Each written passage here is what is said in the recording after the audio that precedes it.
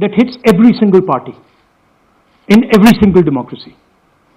But for some reason, the BJP is the only party in a democratic framework that basically does not suffer this idea of anti-incumbency. That was the first thing.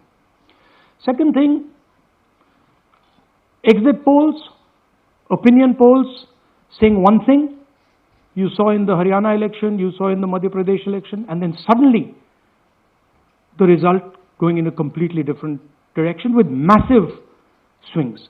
And this also included our own internal polling, which is quite sophisticated. So polling was showing us something, opinion polls were showing us something, polls, the regular polls showing us something, and suddenly we are finding the result is in the opposite direction.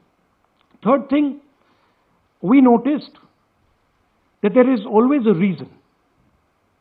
There is always a reason given for this lack of anti-incumbency, for this shift suddenly from these opinion polls, right?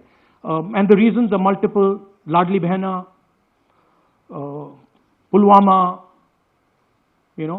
now Sindhur. So we saw this pattern, and then, of course, the most fundamental thing, that elections are choreographed. There was a time in India, electronic voter machine नहीं थी, individual vote था, पूरा देश एक दिन vote करता था. But आज के जमाने में यूपी में अलग अलग वोटिंग होती है, बिहार में कभी और हो रही है, महीनों के लिए चलती है. And this was something that we were suspicious.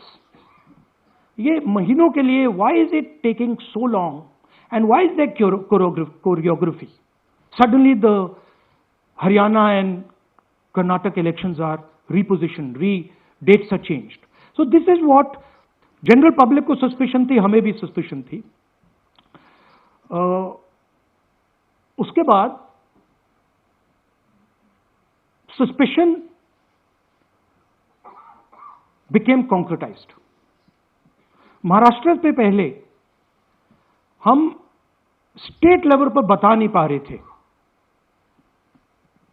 कि इस सस्पेशन का कारण क्या है, what is the logic behind this.